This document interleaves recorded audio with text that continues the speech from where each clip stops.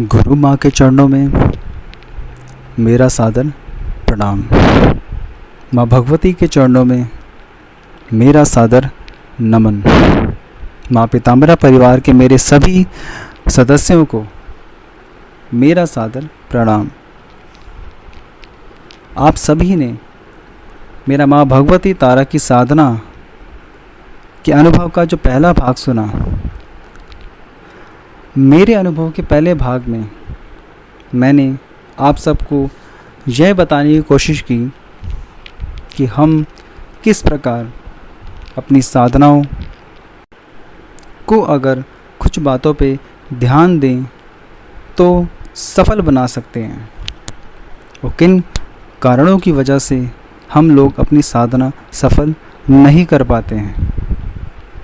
साधनाओं के दौरान साधकों को क्या अनुभव हुआ, यह जानने के लिए हम हमेशा ही तत्पर रहते हैं।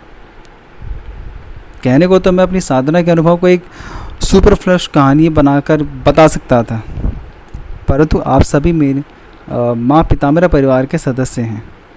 आपका हित हो, यह मेरी कामना है। इसलिए किन वजहों से साधनाओं में जल्दी सफलता नहीं मिल पाती, आप सभी को बताना ज़रूरी था। हाँ, 21 दिन की साधना में माँ भगवती के दर्शन होते हैं, परंतु क्या आपका तपोबल इतना है कि आप उनको अपने सामने प्रकट कर सकें? आपने फिल्मों में तो देखा है कि महाशक्तियों की ऑरा कितनी ज़्यादा बताई गई है कि जो हमारी आँखें होती हैं वो चौंधिया जाती हैं। कई बार हमारा पिछले जन्म का जो हमारा तपोबल होता है वो इस जन्म में एक उपहार के रूप में हमें मिलता है, जो हमारी स्पिरिचुअल जर्नी को सफल बनाने में हमारी मदद करता है। पिछले जन्म का एक कुछ हो सकता है अधूरा जाप, जो इस जन्म में हम पूरा करते हैं, उसके बाद हम उन शक्तियों से रूबरू हो पाते हैं। कई साधकों को मेरे अनुभव का पहला भाग में ऐसा प्रतीत हो सकता है कि अनुभव है कहाँ इस पूरी कहानी में, परंतु मैं आप सभी को यह बताना चाहता हूँ कि पहले अनुभव की परिभाषा को आप लोग समझिए। क्या आपके लिए अनुभव सिर्फ वह चीज़ है कि कोई शक्ति आई, उसने सामान को यहाँ से वहाँ उठा के फेंक दिया, आपको शारीरिक चोटें पहुँचाई, किसी ने थप्पड़ मारा, किसी ने बाल खींचे, तरह तरह की आवाज़ें निकाली? हाँ, ये सच है कि साधनाओं में ऐसे अनुभव भी होते हैं, लेकिन साधनाओं में कुछ अनुभव साधना स्थल के बाहर भी होते हैं। अगर आप तामसिक साधना कर रहे हैं या फिर किसी भूत प्रेत जिन्नातों की, पिशाचों की साधना करें तो ऐसे अनुभव भी होते हैं। मार पड़ती है और बहुत भयानक मार पड़ती है। ऐसे एक्सपीरियंस काफ़ी खतरनाक होते हैं। तामसिक शक्तियाँ बहुत ही जल्द सिद्ध होती है, लेकिन बहुत ही खतरनाक शक्तियाँ होती हैं। इसलिए बहुत हाई लेवल के जो हमारे साधु होते हैं वहीं उनको शक्तियों को, मतलब उन साधना को करते हैं। खैर, मैं ये कहना चाहता हूँ कि अनुभव सिर्फ साधना के कमरे के अंदर नहीं होते। अनुभव तो आपको साधना के ड्यूरेशन में कभी भी हो सकते हैं। 24 घंटे में हो सकते हैं, साधना के ड्यूरेशन में भी हो सकते हैं, दिन में भी हो सकते हैं। ये तो शक्तियों का अपना अनुभव है। शक्तियाँ कोई दिन रात की परिभाषा नहीं समझती हैं कि रात है तो रात में ही अनुभव कराएंगी। शक्तियाँ आपको अनुभव करवा सकती, किसी भी क्षण करवा सकती हैं।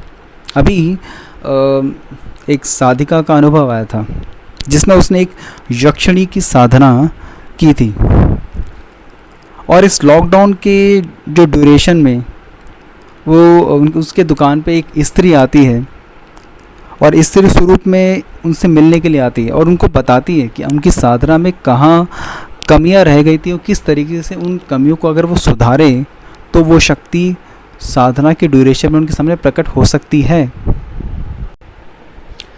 इसलिए आपको ये समझना होगा कि ज़रूरी नहीं है कि शक्तियाँ सिर्फ साधना के दौरान ही आपके समक्ष आएंगी।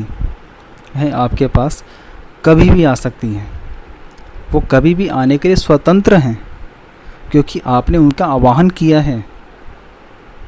वह आपकी परीक्षा कभी भी ले सकती हैं। आप मेरे अनुभव के पहले भाग के पीछे के कंटेक्स्ट को समझिए, जो मैं बात समझाना चाह रहा था। कई साधक इसी में खुश होते रहते हैं कि सपने में शक्ति ने कुछ दिखाया, कभी कमरे में हलचल हुई, लेकिन साधना उनकी पूरी हो भी जाती है परंतु शक्ति सामने नहीं आती है। आपका मकसद क्या था? साधना में अनुभव प्राप्त करना या सफलता प्राप्त करना? कई चैनल्स पे आपने देखा होगा 11 दिन में शक्ति सामने आ जाती है, जैसे कि 21 दिन की 21 माला करो तो अप्सरा आपके सामने आ जाती है, परंतु अप्सरा हर किसी से 21 दिन में सिद्ध नहीं होती है। और जो चैनल्स वाले आपसे कह रहे हैं कि सिद्ध होती है, तो वो सिर्फ आपको कहानी सुना के आकर्षित कर रहे हैं जिससे आप उनके पास जाएं। हर कोई शॉर्टकट तरीका देखना चाहता है सफलता का, मेहनत हर कोई नहीं करना चाहता। खैर, मैं अपनी साधना के अनुभव आपसे साझा करता हूँ। मैंने गुरु माँ से माँ भगवती तारा की दीक्षा ली थी। ट्रेनिंग की ड्यूरेशन में मैं जहाँ रुका हुआ था वहीं पर मैं रात के समय में साधना करता। दिन भर तो हमारी ट्रेनिंग होती थी, फिज़िकल एक्टिविटीज़ होती थी, तो रात के समय में मैं अपना, जब सारे मेरे साथ के लोग सो जाते थे तो मैं अपने कमरे में अपनी साधना करता था। आपकी कौन सी साधना आपको कब फलित हो रही है ये आप भी नहीं जानते हैं। आपकी वही बात है, कौन सी साधना कब फलित हो रही है आप नहीं जानते हैं। शायद माँ के शक्तिपीठ में जाना और माँ के दर्शन करना मेरी माँ बगलामुखी की साधना का फल हो सकता है, या फिर जो मैं माँ तारा की साधना कर रहा था उस दौरान माँ का मुझे अपने शक्तिपीठ में बुला लेना दर्शन के लिए, कुछ भी हो सकता है। यह तो माँ ही जाने। मैंने करीब 5 बार माँ तारा के 1.25 लाख मंत्रों का जाप किया है। साधना के दौरान कमरे में हल्की फुल्की हलचल होना, पूजा सामग्री का, जैसे में एक बड़ा सा पॉली बैग है, मैंने कमरे में खिड़कियाँ दरवाजे सब बंद कर रखे हैं और पंखा भी नहीं चला रखा, तो कभी कभी जो पॉली बैग था उसमें हलचल मतलब उसमें होती थी हलचल। ये सब होना भी आम बात थी। अच्छा, अब एक मेरी महिला मित्र हैं गुरुमा भी उसको जानती है। हालांकि उसके जो गुरु हैं वो मेहंदीपुर बालाजी के एक महंत हैं जो काफ़ी हाई उनके वहाँ पे उनका पोजीशन पे है वो, परंतु गुरु माँ भी जो है उनसे बहुत प्यार करती है उससे। वह एक उच्च कोटि की साधिका है। पिछले 1.5 साल से जो मेरे साथ उसने साधना की, करीब पिछले फरवरी महीने पिछले साल के चैत्र नवरात्रों से इस 1.5 साल के अंदर उसने करीब 40 लाख का नवाड मंत्रों का जाप कर लिया है। अब मैं आपको उसके बारे में क्यों बता रहा हूँ, अनुभव तो मेरा है ना, मुझे अपने बारे में बताना है। मैं उसके बारे में आपको क्यों बता रहा हूँ, क्योंकि मेरा जो साधना का अनुभव है वो मेरे साथ उसके साथ भी रिलेटेड है, हमारा इंटरलिंक है। अच्छा, अब वो जो साधिका है वो एक बिंदास लड़की है, किसी भी प्रकार के प्रपंचों में नहीं पड़ती, हो दिल से साधना करती है और माँ से दिल से प्यार करती है। पिछले साल जब मैं माँ बगलामुखी की साधना शुरू की थी तो उसने नवाड मंत्र की साधना खुद ही शुरू कर दी थी और वो लगातार मतलब कहती थी कि माँ की शक्तियाँ उसके पास आने के लिए लालायित हो रही हैं। उसको लगातार फील होता है कि माँ की शक्तियाँ तड़प रही हैं उसके पास आने के लिए। मैं ही साधना नहीं कर रही हूँ, मैं ही जाप नहीं कर रही हूँ, वरना मेरे अंदर वो कब की आ चुकी होती। क्योंकि वो पहले से ही माँ काली की साधना करती रही है और करीब करीब उसने 41 दिन की उसने साधनाएँ करी है। कभी कभी तो एक एक दिन में 500 माला का वो जाप करती थी। अब मैं तो एग्जैक्ट फिगर तो नहीं जानता, पर हो सकता है कि शायद उसने करीब 70-80 लाख का नवाण मंत्र का जाप कर चुकी हो वो। लेकिन पिछले साल फरवरी से उसने मेरे साथ चैत्र नवरात्र में साधना शुरू की थी। अब जब वो चैत्र नवरात्र में मेरे साथ साधना शुरू कर चुकी तो उसने करीब करीब 9 दिन का उसने साधना का संकल्प लिया था और 9वें दिन 8वें दिन तक तो वो आराम से मज़े से साधना कर रही थी। मैं अपनी बगलामुखी माँ की साधना कर रहा था। तो 9वें दिन क्या होता है, उसने मुझे फ़ोन करके बताया कि कुछ हुआ है। मैंने क्या हुआ, माता आ गई, दर्शन हुए क्या, कोई शक्ति आई? कहती नहीं। कहती आखिरी दिन मुझे झटके लगे हैं, बहुत ज़बरदस्त तरीके के झटके लगे हैं, जैसे कोई शक्तियाँ मेरे शरीर में प्रवेश करी हैं। अच्छा, अब क्या था कि धीरे धीरे साधना करते करते उसके शरीर में माँ का एक अंश स्थापित हो गया था। अब ये मैं कैसे कह सकता हूँ कि माँ का अंश ही स्थापित हो गया? ये बात उसको बताई उसके गुरु ने, जो मेहंदीपुर बालाजी के एक बड़े महंत हैं। लोगों का जो खासकर आप जानते हैं मेहंदीपुर बालाजी में होता क्या है, खासकर जो जिन पे कोई ऊपरी बाधा होती है तो उसका इलाज होता है वहाँ पे। तो वो काफ़ी शक्तिशाली हैं वो, तो काफ़ी लोगों को ठीक करते हैं वो। उनकी प्रेत मुक्ति कराते रहते हैं। तो जब उसके गुरु ने उसका झाड़ा लगाया, क्योंकि ज़रूरी नहीं वो जो किसी का झाड़ा लगाते तो हर किसी पे कोई ऊपरी बाधा ही हो, नॉर्मल लोग भी अपना झाड़ा लगाते रहते हैं वहाँ से, ताकि कुछ बला वला ना हो, मतलब सब कुछ काम ठीक रहे, जो भी सुपरस्टिशंस लोग बिलीव करते हैं। तो उसको जब उसके गुरु ने झाड़ा लगाया तो उसके अंदर से क्या हुआ कि उसी वक्त ही माँ का अंश बाहर आ गया, क्योंकि उसके जो गुरु थे उसके शरीर में उस वक्त कोई शक्ति बैठी हुई थी जो उसका झाड़ा कर रही थी।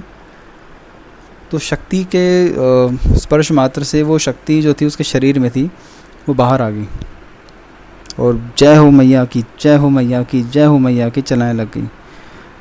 तो उसके जो गुरु थे उन्होंने क्या किया, अपने तपोबल से फिर वो चीज़ देखी और उसको बताया कि तुम्हारे शरीर के अंदर माँ काली का एक अंश आ चुका है। अब वह इसी प्रकार अपनी साधना कर रही है और माँ का अंश उसका पावरफुल होता जा रहा है। अच्छा, अब मैं भी अपनी साधना को मतलब कंप्लीट कर रहा था, हल्के फुल्के से अनुभव हो रहे थे, बस ज़्यादा कुछ, क्योंकि वो पहले से साधना करी थी, मैं तो वो भी ताज़ा मतलब साधक बना था। अच्छा। उससे मुझे मतलब एहसास दिलाया कि आपका जो ब्रह्मचर्य खंडित होता है, पहले बड़ा मेंटली डिप्रेशन में जा रहा था कि जब मेरे लगातार साधना खंडित होती जा रही थी। अब मुझे तो मैं कुछ और समझता, जबकि मेरा कंट्रोल इस पर नहीं था और मेरा मूलाधार चक्र वीक है, इसका भी मुझे ज़्यादा ज्ञान नहीं था और थोड़ा बहुत हल्का फुल्का योगा प्रैक्टिस करनी होती है, वो भी इतना ज़्यादा मैं नहीं करता था। तो मेरा ब्रह्मचर्य बहुत खंडित होता था और उससे मैं ये चीज़ मुझे काफ़ी ज़्यादा डिप्रेशन में लेके जा रही थी। तो उसने मुझे रियली मतलब थोड़ा सपोर्ट किया मेंटल, हो कहा कि आप जो है ना अपनी साधना करते रहो, बस पूरी करो, अपना संकल्प पूरा करो। हालांकि साल के एंड तक उसकी बात मैंने मानी नहीं, बाद में मैं उसकी माननी शुरू कर दी थी मैंने बात उसकी। लेकिन बस टेंशन में बैठा रहता था कि साधना मेरे ब्रह्मचर्य खंडित हो गई, साधना खंडित हो गई मेरी। मैंने कुछ ऋषि मुनियों की किताबें भी पढ़ी इंग्लिश हिंदी में, तो उनका एक कॉन्सेप्ट था ऋषि मुनियों का, उनका भी यही मानना था कि हमारा जो ब्रह्मचर्य होता है 2 तरीके से खंडित होता है। पहला, जब मानसिक स्तर पे हम खुद इन्वॉल्व होते हैं, हमारा ब्रह्मचर्य तब खंडित होता है, मानसिक और शारीरिक स्तर पे। या फिर आपका ब्रह्मचर्य खंडित जो लोग कहते हैं वो तपोबल से होता है। जब आपका बहुत ही ज़्यादा तपोबल बन जाता है तो बहुत एनर्जी बन जाती, तो आपका ब्रह्मचर्य खंडित होता। लेकिन उस ब्रह्मचर्य खंडित को कई ऋषि मुनियों ने ब्रह्मचर्य खंडित नहीं माना है, क्योंकि उसके अंदर आप इन्वॉल्व नहीं हो, आपने अपनी मर्जी से खंडित नहीं किया। वो ऊर्जा, वो शक्ति थी जो आपके शरीर में मंत्र जाप से बन रही थी, उस एनर्जी के फ्लो की वजह से आपका ब्रह्मचर्य खंडित होता है। इसलिए कई ऋषि मुनियों को ने यही चीज़ को माना है, इसको खंडित ना माना जाए। इसलिए आप अपनी साधना करते रहें। मैंने अपनी साधना का संकल्प पूरा करना जारी रखा। मेरी महिला मित्र जो मेरी हो सकता है मतलब हो क्या सकता है, होने ही वाली है, मतलब मेरी आगे चल के मेरी जीवन संगिनी वही बनेगी, उसकी शक्ति को देखने के लिए एक बार तो मैं उसके घर चला गया और ज़िद की कि आप मेरे सामने जाप करो। मैंने ज़िद करी तो उनके जो मेहंदीपुर बालाजी के उनके जो महंत थे, उन्होंने बताया था कि आप जब साधना करते हैं तो और आपके सामने जब वो शक्ति आपके अंदर आती है तो उस शक्ति को भोग लगाया जाए तो उससे उसके अंदर और उस शक्ति को बल मिलेगा, मतलब बल मिलेगा। क्योंकि अभी जो वो शक्ति है वो अभी शिशु के समान है।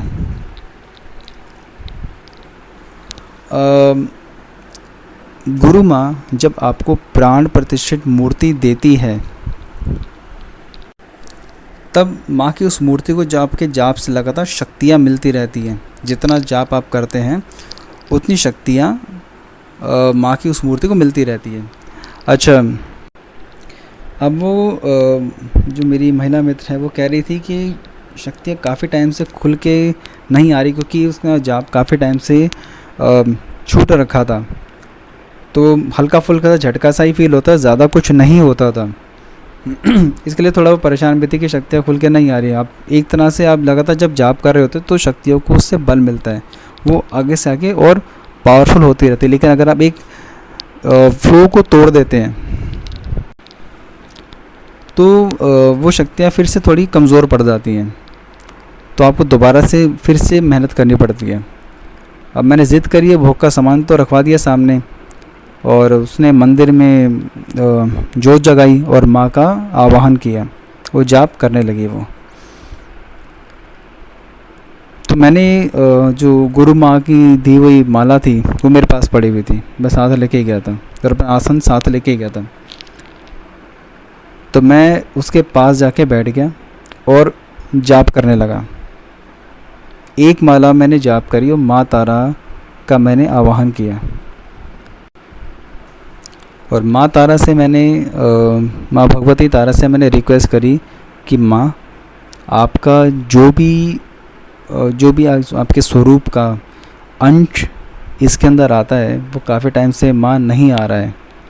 माँ आपसे निवेदन है कि आपके उस अंश को अनुमति प्रदान कीजिए, और आपसे निवेदन है कि आपकी जो शक्ति है जो उसके अंदर खुल के नहीं आ रही है फ़िलहाल, आप आज्ञा दें कि वो पूरी तीव्रता के साथ इसके अंदर प्रवेश करे।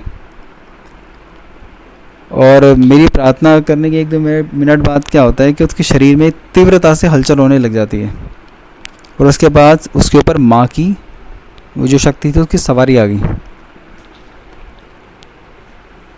मैंने पास में भोग का और जो आरती का थोड़ा सामान था वो रखा हुआ था। वो शक्ति इतनी ज़्यादा तीव्रता के साथ उसके अंदर आई कि उसका शरीर टूटने लगा।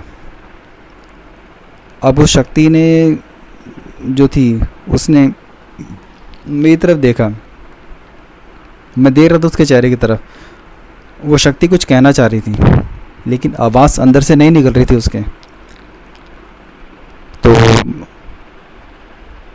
जो शक्ति को मुझे बताया हुआ भोग था, मैंने वो भोग उनको प्रदान किया। तो उस शक्ति ने क्या किया, मेरे सिर पे हाथ रखा और नीचे झुका दिया। बाद में वो फिर शांत हो गई।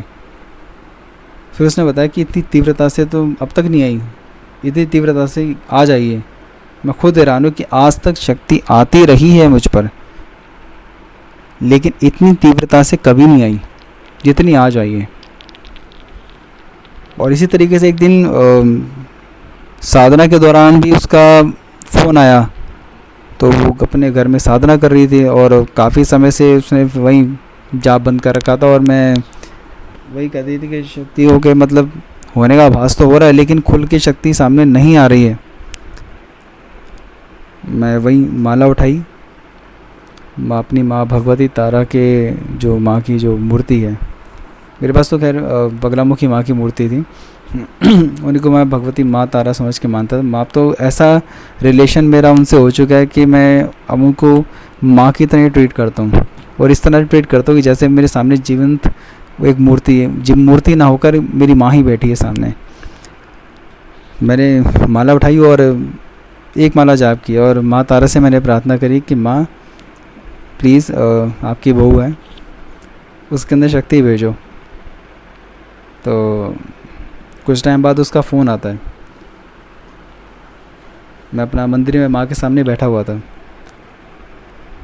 तो उसने कहा कि आज शक्ति आई है, काफ़ी टाइम के बाद आई है और तीव्रता के साथ आई है। अब मेरी उस महिला मित्र को क्या होता था कि उसको मूर्तियों का अगर प्राण प्रतिष्ठित मूर्ति है तो उनके होने से ही उसको उसके अंदर जो शक्ति थी वो जागृत हो जाती है।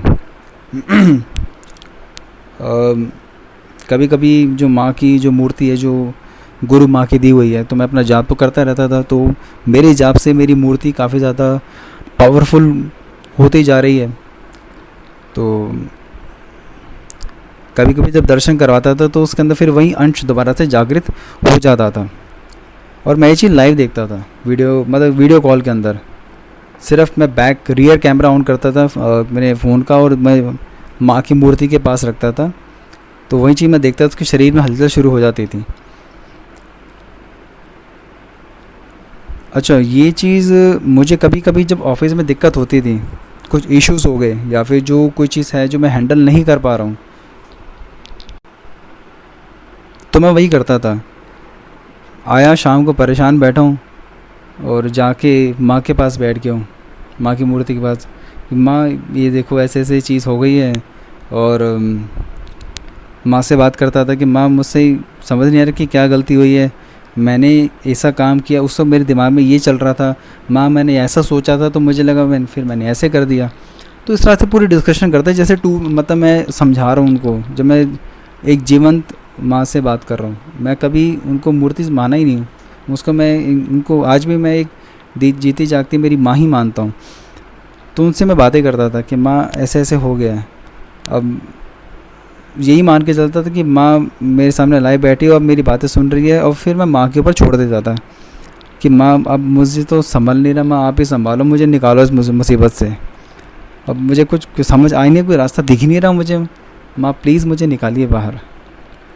तो अगले दिन पता नहीं क्या होता था, लेकिन मेरी प्रॉब्लम सोल्व हो चुकी होती थी। अगर मान लीजिए किसी मेरे कलीग से या सीनियर से मेरे अगर रिलेशंस थोड़े ख़राब हो रहे हैं, तो माँ की कृपा से वो रिजॉल्व हो चुका होता था। अब मैं आपको बताता हूँ रीसेंट इंसिडेंट्स, मैं भी अपने घर पे आ रखा हूँ। तो मेरा जो ऑफिस है दूसरी स्टेट में है, तो मेरा जो हमारे जो एडिशनल डायरेक्टर जनरल हैं, तो उनसे ही मतलब बात हो रही थी। तो मेरे एक जो मेरे सीनियर हैं, उन्होंने बताया कि ऐसे ऐसे ये जो है फंस गया है, एंड डीएम के ऑर्डर्स निकले हैं कि वो अभी लॉकडाउन से बाहर नहीं निकल सकता है, वहाँ पर कंटेनमेंट एरिया है। तो अभी बाकी जो मेरे साथ के जो मेरे कलीग्स थे, सारे ऑफिसर्स पहुँच चुके हैं ऑफिस में। तो लॉकडाउन के बाद जो भी ट्रेन चली थी रिसेंट 12 मई से, तो सारे पहुंच चुके हैं। तो आज ही क्या नाम है, इस रिलेटेड क्या था कि मैं जब साधना बीच में कर रहा था, अप्रैल मंथ की बात है, ये पिछला जो भी महीना गया है, तो मैं माँ से प्रार्थना कर रहा था कि जब मुझे पता चला कि अब ऑफिस से कॉल आई कि अब आप आ जाओ, तो उस दौरान क्या हुआ मैंने जब मेरी साधना चल रही थी तो मैंने माँ से प्रार्थना करी कि माँ प्लीज़ आप कुछ ऐसा कर दीजिए कि मुझे यहाँ से नहीं जाना पड़े, क्योंकि वहाँ पर मैं फ़िलहाल अभी अकेला रहूँगा, क्योंकि मुझे ज़्यादा मैं एक्सपोज रहूँगा। कोरोना का अभी सिनेरियो आपको पता ही है, माँ चल रहा है यहाँ पर, और मैं ज़्यादा मेरी लाइफ रिस्क में आ सकती है। तो माँ मैं भी जाना नहीं चाहता हूँ और ये चीज़ मेरे हाथ में नहीं है, मुझे मजबूरी में वहाँ पे जाना पड़ रहा है। तो माँ से निवेदन है प्लीज़ कुछ करो, ये तो आप ही संभालो इस चीज़ को, मुझे नहीं जाना, मुझे माँ किसी तरीके से रोक लो, कैसे भी करके माँ मुझे रोक लो। तो आज क्या नाम है शाम की बात है, तो जो हमारे एडिशनल डायरेक्टर जनरल हैं उन्होंने कह दिया कि उसको आने की ज़रूरत नहीं फ़िलहाल, अभी उसको को अपने घर में फ़िलहाल रहे, अपनी फैमिली का ध्यान रखे, क्योंकि ये सिचुएशन ही ऐसी कि हम भी समझते हैं और घर से बैठे बैठे कुछ हमारा ऑफिस का कुछ होगा काम वो आप करते रहो। तो अब ये माँ की कृपा से संभव नहीं हुआ तो बताइए फिर कैसे हुआ। बाकी तो वहाँ पर गए तो मेरे साथ के ऑफिसर्स भी हैं ना, दिक्कत तो उन सभी को थी, घर से कौन जाना चाहता था इस ड्यूरेशन में। माँ आपकी कहाँ पे केयर करती है ये आप भी नहीं जानते। माँ इसी प्रकार मुझे मुसीबत से निकाल देती थी और वह निकाल देती है। अब मैं इसी प्रकार अपनी साधना पूरी करा था, कभी 211 माला का मैंने संकल्प लिया, कभी 251 माला का संकल्प लिया, कभी कभी 411 माला का संकल्प लिया। इस तरीके से अपनी मैं साधना जो है पूरी कर रहा हूँ। अब इसी साल की बात है, करीब फरवरी मार्च की बात है, जो अभी महीने गए हैं। मैं अपने ऑफिस में काम कर रहा था, तो मेरे कैबिन में मेरे एक कलीग आते हैं, तो उसने मुझसे हाथ मिलाया। अब जो उसने मुझसे हाथ मिलाया तो उसको बहुत ही करंट लगा, करंट मुझे भी लगा। तो हमने कहा ठीक है, होता है, ये स्टैटिक करंट होता है जो कभी आमतौर पे लग ही जाता है। तो जब दो लोग जो होते हैं हाथ मिलाते हैं, फिर जो बॉडी टच करती है अचानक से, तो करंट होता है, दैट इज़ स्टैटिक करंट। हम इग्नोर कर दिया उस चीज़ को। फिर अगले दिन क्या होता है कि मैं अपने कमरे का ना गेट खोलने लगा, तो हैंडल पकड़ते ही ना इतना तेज़ झटका लगा, ऐसा लगा जैसे कोई पहले चेक किया मैंने कि कोई वायर है क्या दरवाजे पे लगी हुई। मैंने जो स्टाफ है उनको मैंने बुलाया, भाई जाके चेक करो इसमें कोई वायर है क्या। तो वायर नहीं थी कोई ऐसा। अब अच्छा, उस गेट में भी है कांच का थोड़ा बना हुआ था सेटअप, तो मैं खुद हैरान था, जब तार नहीं है कुछ नहीं तो करंट लगा कैसे मुझे, बिकॉज कांच का दरवाज़ा कैसे मतलब उस करंट लग सकता है उसको। अब क्या था कि एक बार मैं अपने ऑफिस में सोफ़े पे बैठने लगा, सोफ़े पे जब मैं बैठने लगा, जैसे उसको मैंने सोफ़े को टच किया तो इतना तेज़ फिर से करंट लगा मुझे। तो मुझे समझ नहीं पाया चल क्या रहा है, मुझे समझ नहीं आ रहा था। एक दिन एक रेस्टोरेंट में गया हूँ, खाना खाने के बाद मैं वॉश बेसिन पे हाथ धोने गया, तो वहाँ पे डिटॉल की बोतल पड़ी थी जो आप लोग घर में आजकल यूज़ भी करते होंगे हाथ धोने के लिए।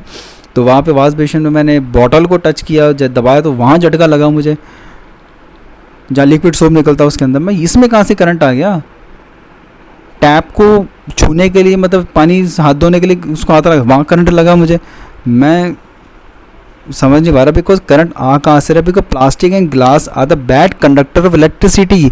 इलेक्ट्रॉन की मोबिलिटी चाहिए होती है करंट फ्लो करने के लिए, जो इन दोनों में टाइटली बाउंड होते हैं। कैसे कंडक्ट कर रहा है प्लास्टिक और ग्लास।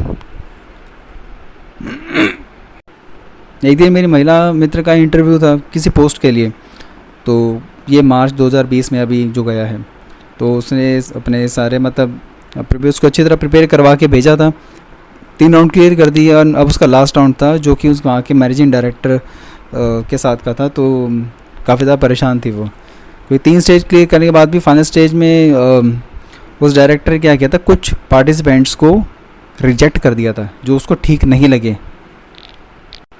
अब जब उसका इंटरव्यू स्टार्ट हो तो मैंने अपनी माता के पास जाके मैं बैठ गया और माला जाप के 1-2 माला जाप के, और मैंने माँ से प्रार्थना की, माँ उसका इंटरव्यू क्लियर करवा दो प्लीज़, उसको ज़रूरत है इसकी। तो शाम को उसका फिर फ़ोन आता है कि उसने बताया कि इंटरव्यू क्लियर हो गया, वो सिलेक्ट हो गई। अब बस यही मेरा अनुभव था मेरे शरीर से करंट क्यों निकल रहा है वो तो खैर गुरु माँ ज़्यादा बेहतर जानती है और आपको ज़्यादा बेटर वही गाइड कर सकती है। फ़िलहाल अभी साधना जारी है, लेकिन आपसे एक रिक्वेस्ट है कि आप पूर्ण समर्पण कीजिए माँ के आगे। जैसे एक छोटा बच्चा अपने माँ बाप से कुछ मांगता है ना, और नहीं मिलने पे क्या करते हैं आप जानते हैं कि ज़मीन पर रेंगना शुरू कर देता है, लेटना शुरू करता है कि नहीं चाहिए चाहिए चाहिए, ज़िद बनवा के अपनी छोड़ता है। आप लोग कहते हैं चल ले ले। तो मैं आपसे यही कहना चाहता हूँ कि आप भी तो वही 2-3 साल के बच्चे ही हैं ना, जो थोड़े अब बड़े हो गए हैं। आप, हाँ मैं इस चीज़ को मानता हूँ कि आप दुनिया के आगे आप आज भी वयस्क हैं, लेकिन माँ के लिए तो आप हमेशा बच्चे रहेंगे ना। चाहे आप बूढ़े हो जाएं तब भी आप माँ के लिए बच्चे ही रहेंगे। तो क्यों आप इस चीज़ को भूल चुके हैं, क्यों आप इस ज़िद को अपनेपन में भूल चुके हैं। ज़िद में आपको पता है ना अपनापन होता है, ज़िद भी आदमी वही करता है जहाँ पे उसका अपनापन होता है कि मुझे पता था वो चीज़ देगा मुझे इंसान। ज़िद तो अपनों से ही करी जाती है ना, पर वो तो माँ है ना हमारी, जो आपके साथ, जो आपसे लगातार जीवंत होती जा रही है। जितना आप जाप कर रहे हैं, प्राण प्रतिष्ठित मूर्ति जितना आप जाप करते हैं, शक्तिशाली वो मूर्ति होती जाएगी, उतनी ही जीवंत वो उनसे होती जाएगी। उनसे बात कीजिए, अपनी प्रॉब्लम डिस्कस कीजिए, यही मानकर कि वो सुन रही है। विश्वास में बहुत ताकत होती है और आपका विश्वास ही आपकी साधना की सफलता निर्धारित करता है। आप माने तो वह माँ है, नहीं तो फिर एक कान से और पत्थर की मूर्ति। आप जिस शक्ति की साधना कर रहे हैं उसे दिल से प्रेम कीजिए। शक्ति को आप दे क्या सकते हैं? प्रेम और भक्ति, थोड़ा सा भोग। गुरु माँ ने बताया था जब आप लगातार साधना कर रहे होते हैं तो आप तो कहीं ना कहीं कोई ना कोई आपका काम बन रहा होता है जो आपको पता नहीं होता। शायद अचानक से आपको पता चले उसके होने का। इसलिए अपनी साधना करते रहिए, विश्वास रखिए वो शक्ति सुन रही है। अनुभव के पीछे मत भागिए। अनुभव सिर्फ कमरे की 4 दीवारी में नहीं हो सकते, वो अनुभव आपको 24 घंटे या साधना की ड्यूरेशन में कभी भी हो सकते हैं। आज भी, कभी भी, आसमान में, ज़मीन पे, तो कभी कभी रोटी के ऊपर माँ दर्शन देती है, एक ओमकार के स्वरूप में। कभी आसमान में तो ओमकार बनता है, कभी रोटी भी ओमकार बना हुआ आ जाता है, कभी सपने में। ये आपका प्यार ही होता है जो माँ आपको अपने होने का लगातार एहसास करवाती है। बस आपसे इजाज़त लेना चाहूँगा। मेरा यही अनुभव था माँ के स्वरूपों की साधनाओं का। माँ भगवती से प्रार्थना करता हूँ कि आप सबकी साधना सफल करें। आप जिस भी शक्ति की साधना कर रहे हैं उसमें आपको सफलता प्राप्त हो। बस आपसे निवेदन है, जब संख्या में ध्यान मत दीजिए। जो भी मंत्र गुरु माँ से मिला है उसकी इज्जत करें, मंत्र आपकी इज्जत करेगा। फिलहाल आप मुझे इजाज़त दें। गुरु माँ के चरणों में सादर प्रणाम करते हुए, माँ भगवती के चरणों में सादर नमन करते हुए, माँ पीताम्बरा परिवार के मेरे सभी सदस्यों को मेरा सादर प्रणाम। धन्यवाद।